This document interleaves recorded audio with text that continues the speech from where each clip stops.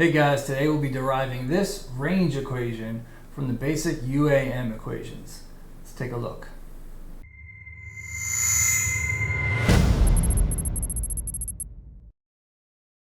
So first off, we need to really define and put some framework on when this range equation is applicable. Okay, so first thing you need to realize is that it's for ground launches. When you're launching at an angle from ground and the object is returning back to ground, you can use this equation to find the range, how far it actually goes horizontally. That means if it's returning to ground that the change in displacement in the vertical is going to be 0 meters. We also need to understand that g, as we've defined before, is positive 9.8. The acceleration due to gravity here on Earth is 9.8 and is positive. It's only until we apply it in a frame of reference that we find the acceleration in the negative, in the vertical direction, would be negative 9.8.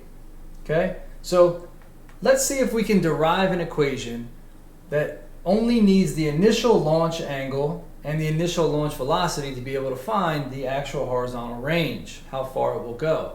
Oftentimes for the AP test, you'll be asked to derive equations, and really what deriving an equation means is that starting with more simple basic equations that are often given to you, or you should know from reference, that from there you're able to derive a more complicated equation or equation that's applicable for a specific application, in this case the range equation for an angled launch from ground. So let's start off with what we know. In the horizontal, we know, let's look at the displacement for range.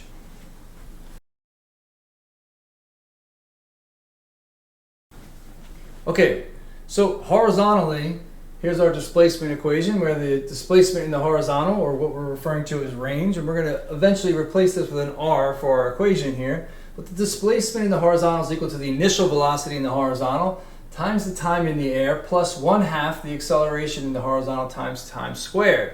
But we know that, ignoring air resistance, that the acceleration in the horizontal is going to be 0, so this portion of it wipes away, and this is the equation that we've been working with in the horizontal, where the displacement in the range is going to be equal to initial horizontal velocity times time.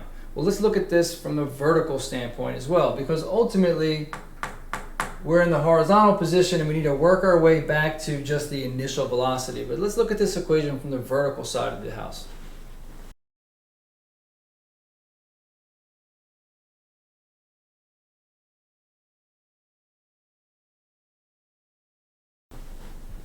All right, from a vertical standpoint, we have the same equation, the displacement equation.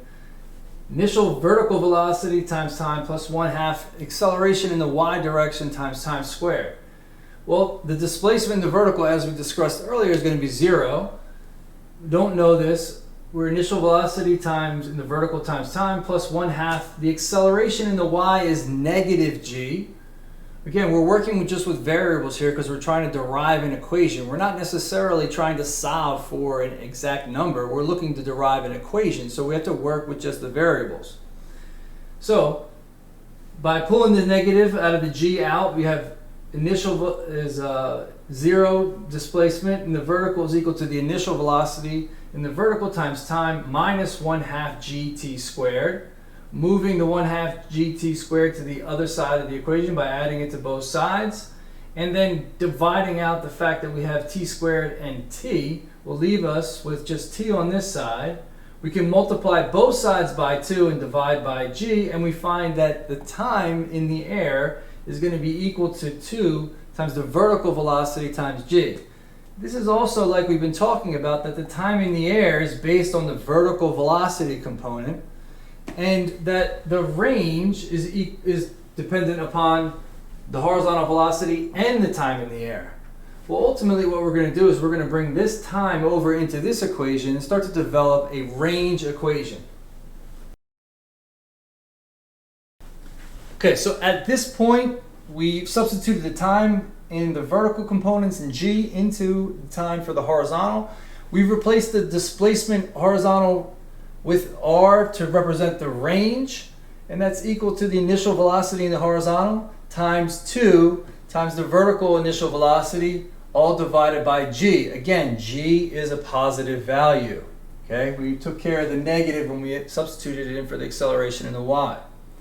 Well, ultimately we were looking for the initial, we need to solve for the range based on the initial launch velocity and angle. So right now I have these components, but I don't want to work with that. Typically you will determine how far is this going to go? Well, how fast is it being shot out of, whatever. What's its actual speed being launched at? That's its initial velocity, and then the angle that that object is being launched at. So let's work our way out of these components and back into just an initial velocity. To use that, we're going to be using our trig.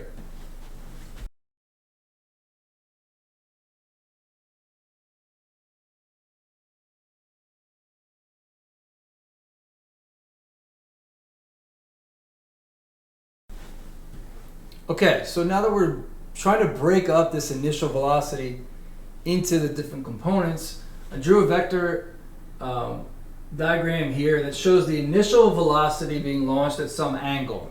Okay, and to represent the different components, I have the horizontal and the vertical component of that actual object. And I've relocated this vertical velocity component over here using the tip to tail method to identify and find my relationship for trig, so I can create that right angle. And I know that the sine of the angle is going to be equal to the opposite over the hypotenuse, or the vertical velocity component divided by the actual velocity initial. So solving for this initial vertical velocity is going to be equal to the initial velocity times the sine of the angle.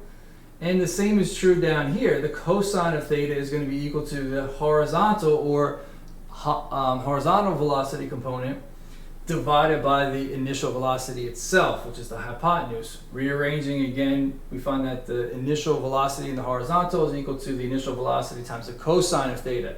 So I can then go ahead and substitute these both back into here and just deal with the initial velocity itself and the launch angle.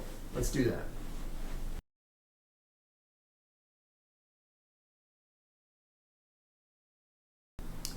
Okay, so I've taken my trig, isolated the horizontal and vertical components of the velocity initial, and substituted them back in here such that we have the velocity initial times the cosine of theta is replacing the initial horizontal velocity component times 2 times the initial vertical velocity component, which was replaced by the initial velocity itself times the sine of theta, again all over g. Rearranging a little bit, I can find that the range of any object launched at ground to determine how far it's going to actually travel is going to be equal to the initial velocity squared, the initial velocity that it left whatever was firing it at, times 2 times the cosine of theta times the sine of theta divided by g. Now, this would be an acceptable answer to have derived it. We were looking to derive it with only having the initial launch velocity and launch angle being represented, which I have here. This is a known given value of the positive 9.8. So I just have the angle of launch and my initial velocity.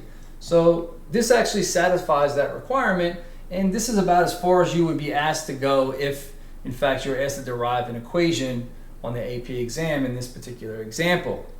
The actual range equation is a little bit more simplified, and it has to do with the double angle formula. Okay, so the double angle formula states that sine of 2 theta is equal to 2 times the cosine of theta times the sine of theta.